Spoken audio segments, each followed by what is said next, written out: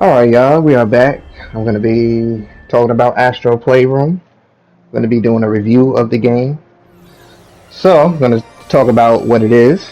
And the game, it's a game that comes preloaded on the PS5, made by Team Asobi.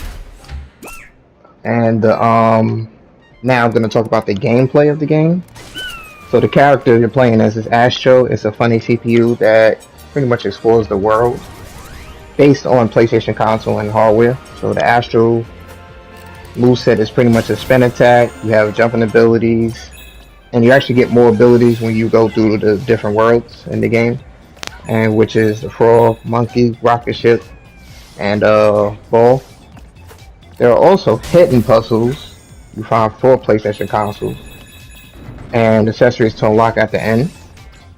So that's pretty much the gameplay of it, and I give the gameplay a 10.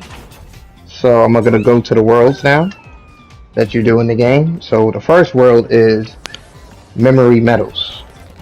So it's pretty much the first world in the game. It mainly focuses on PS1 artifacts and based off memory storage area of the PS5. The three areas though in the Memory Metals, which is Gutsy, Gateway, Fast Lane Fields, and Electro Cloud. Those areas are well designed and you find artifacts for the PS1 or accessories that was for PS1. So that area is pretty good. I actually enjoyed that area. Had that feeling of the place of a PS1. Like once you finish the area, you'll see like the PS1 loading screen. It was very interesting and amazing. Like it's like when you start the PS1, like you'll hear that sound, how it starts up.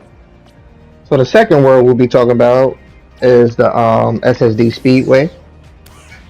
And this is a fun world too. I like the design of it. Like all the worlds, I like the design of it. So yeah, the second world, so pretty much is that mainly focuses on PS2 artifacts. And it's based off of SSD area of the PS5. So there are 4 areas in Speedway, which is the Turbo Trail, the Catching Caves, the deep data space, and the orbital obstacles. Those areas I found was very amazing, and you find artifacts for the PS2 and all accessories for the PS2. So pretty much the area is more of like a PS2 type of vibe. So at the end, once you finish with the level, you'll hear the PS2. You'll see it, like you'll hear the loading screen of it, and you turn on it's like when you turn on the PS2. So that was very fun. And they also had the jetpack in there, and that's a nice feature in the game. That's one of his abilities. So the next area we're gonna go to is the Cooling Springs. So this area is really good. The Cooling Springs. It's pretty much the third world in the game, and it mainly focuses on the PS3 and the PSP. So pretty much it is based off the cooling area of the PS5. Making sure it don't like explode or overheat, like pretty much. And there's actually 4 areas in the Cooling Springs, which is Bot Beach, Springy Spa, Frigid Flows, and Hotel Hapalot. Those areas was very wonderful, and you find accessories for the PSP and PS3. So, like I said again, when you finish the world, you just have that PS3 feeling, like you could just feel the great design they did for it, and you feel that loading screen when you load up your PS3. So the next area, the fourth world, is the GPU Jungle, and that mainly focuses on the PS4, the PS Vita, and the PSVR. I never really had the PS Vita and PSVR, but I had the PS4, and that's pretty much based off though the GPU area of the PS5. So those 4 areas in the GPU Jungle, which is Window Forest, Tower Flop, Ray Trace Ruins, and Mount Motherboard. So those areas were well designed, and you find accessories for the PS4, PS Vita, and the PSVR. And I miss the PS4 to the loading screen. It brought back that feeling. So when you do these, what I liked about the areas when I did them, it brought the life back to when the old system came out back in the days. It brought that type of feeling and life to it, and that's what I really enjoyed the most about it. Those worlds. All right, and then on to the next. We have the final boss you do at the end, and pretty much when you beat the final boss, you unlock once completing all the four worlds.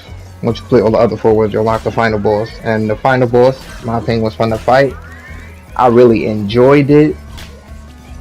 It was good. The way it went, it was just so good. It kind of like when you was fighting the boss, it's like you was playing it from a PlayStation 1 perspective. Like the screen was shorter, like they cut the screen shorter, and it was just very fun. I actually enjoyed it. Like if they did really good, just really good. Like how they presented that with the boss. So the next I'm going to be talking about is the PlayStation Labo, and it's pretty much the area where everything you have unlocked in the game, artifacts and puzzles, all of it will be in that area. You can see it on screen, me kind of like moving around in it, so that's pretty much all the artifacts you unlock. But those coins is very important. You collect in the levels and the puzzles. It will be good to explore once collecting everything in the game. So this is pretty much a big outlook of it, as you see. And so the next thing was the next network speed run. I'll be talking about that. So that's pretty much where you can speed run areas from the four worlds you completed. And it was fun. It wasn't like too long. So like pretty much when you go into the level, it kind of like they changed the pathway of how you go, how you complete it. It's more faster, so it's not going to be as long. But it was pretty good. I definitely feel y'all should give that a try. Alright, so I'm going to talk about the graphics. The graphics was very amazing. Playing it on my 4K TV, I was amazed of how the graphics looked. The creators of the game, the Sobi, did really good with the graphics. It was on perfection. And I have a 4K TV, so it looked even really, really good. It was amazing. I was just so amazed with it. Alright, so we're going to talk about the entertainment of the game. I feel it was very fun. Enjoyed the game to play. I enjoyed the throwbacks of seeing all the PlayStation consoles that came out before the PS5 that kept me playing the game even more, and enjoying the feel and concept of the PS5. Like it was a great introduce into the PS5 when you get it, and I recommend a lot of people play the game. So the playability is, so I'm gonna talk about the playability of the game, and the playability was good. The controls is very easy to learn, and you can pick up fast, and I love the vibration and adaptive triggers to the PS5 controller.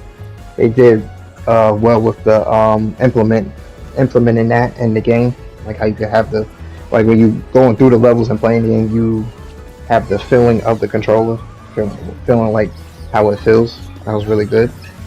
And pretty much the last of the game is the concept.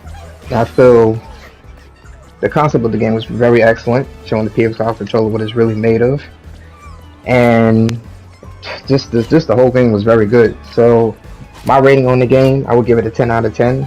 I feel it is a must-play game if you are getting PS5. I feel everybody should get this game, and it's free.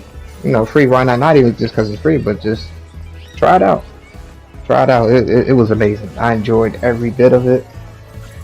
I hope they continue doing this. Like, let's say when the next PlayStation come out, they have like a whole. They try to, have that like light feeling like coming into the PlayStation when you buy the console, like coming into it, like, oh, okay, this game kind of gave me a feel to like, this was really good. Let this keep going. You know what I mean? And hopefully, when other consoles come out, because they'll be making more throughout the years. I think every 5-6 years they usually make more. So when that comes out, I feel it should be a game that kind of introduces the system very well, show you what they changed in the controllers, just go from there. But yeah, overall, like I said, I'll give it a 10 out of 10, and